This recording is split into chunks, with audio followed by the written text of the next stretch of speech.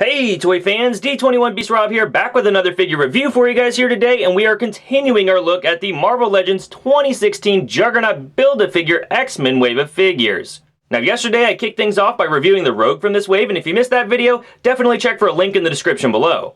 But now we're moving on to another figure that's largely been ignored since the Toy Biz days, as long as you don't count that Toys R Us box set. And I'm really excited to see what Hasbro has given us here. As you can see here, the packaging is similar to what we saw last time. We've got the Build-A-Figure Juggernaut emblem in the upper left, we've still got the X logo at the top, we've got the new Legend Series logo, we've got a window box packaging that does house the figure inside as well as his Juggernaut Build-A-Figure piece, we've got the logo for X-Men at the bottom, and then the figure's name, Iceman. Flipping this package around, we do have the Marvel Legends logo in the upper left. We've got a bio in the upper right that reads, Iceman keeps his cool in battle with his ability to turn water to ice and freeze his own body to temperatures below zero. Then as we come down the packaging, we do have a nice glamour shot of the Iceman figure inside.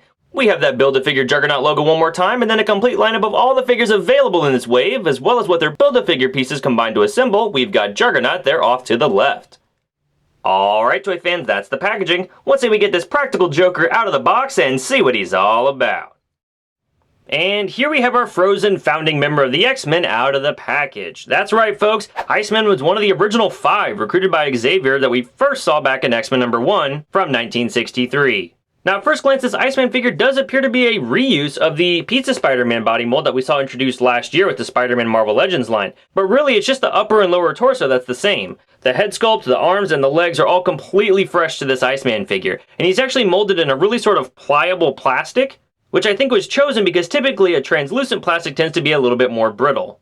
Taking a look at the figure up close, you'll see that there is a wonderful head sculpt, lots of different sort of hard angles and edges on this Iceman head sculpt. The hair has been sculpted very nicely. The cheekbones and the chin, the nose, all of it look like they're actually made and carved from ice. There's some white paint applied to the eyes, but there's also sort of a metallic sheen on this figure. I'm not sure if they went and did a dry brush over the whole thing or if it's actually molded into the plastic, but it does have sort of a silverish blue look to it, which I really like. The back of the head also has the same amount of detail. We also have this piece that plugs into the back of the figure. Where the hole is in the back of the Spider-Man body, you can actually plug on this ice piece to give him the spiky shoulders like he has from time to time in the comics. He's got basically the same torso that we've seen with Spider-Man coming down, but then the arms actually have icicles, I guess, or ice shards sculpted in around the forearms and on the hands. A really nice touch. I like the way that his left hand has been sculpted in sort of an ice blasting pose. And as I stated before, the plastic of this figure is very pliable, so you can move these fingers around and you don't need to worry about them breaking on you. Coming down the rest of the figure, we've got more of that metallic blue sheen, and then once again we've got some ice shards on the shins for this figure, as well as some custom-made feet for this Iceman figure. These are not reused from any other figure, so a great looking figure overall. Accessory-wise, Iceman is only coming with the left Build-A-Figure arm for the Juggernaut, and we'll take a look at that more in detail once I have that figure fully assembled. But he doesn't have any sort of Ice Blast accessories, and I really wish he did. Articulation-wise, this figure's pretty similar to the Spider-Man that I pulled in just a moment ago. Iceman can look down very far, he can look back very far, head rotates all the way around, arms will rotate up and around all the way, he's got a butterfly joint so his arms can bend in and out very nicely, upper bicep swivel, double jointed elbow, forward rotation at the wrist and the hand will go back that far and down that far. He's got an ab crunch so he can bend forward pretty far, bend back very far, rotation at the waist, hip joints that'll go forward that far, go back pretty decently, out from the body, pretty far, and I actually think that's more than the Spider-Man got out of his hip joints. Upper thigh swivel, double jointed knees, and then a foot that'll bend forward that far, back that far, and he's got that great Hasbro ankle pivot. Height-wise, this Iceman figure is coming in right around 6.5 inches tall. For some size comparison, here he is compared to the original Toy Biz Marvel Legends Iceman figure, and boy, age sure hasn't done this guy any favors.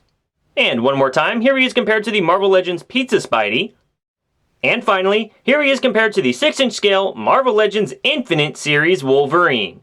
Hey Logan, when I grow up, I'm gonna be Ice Gandalf.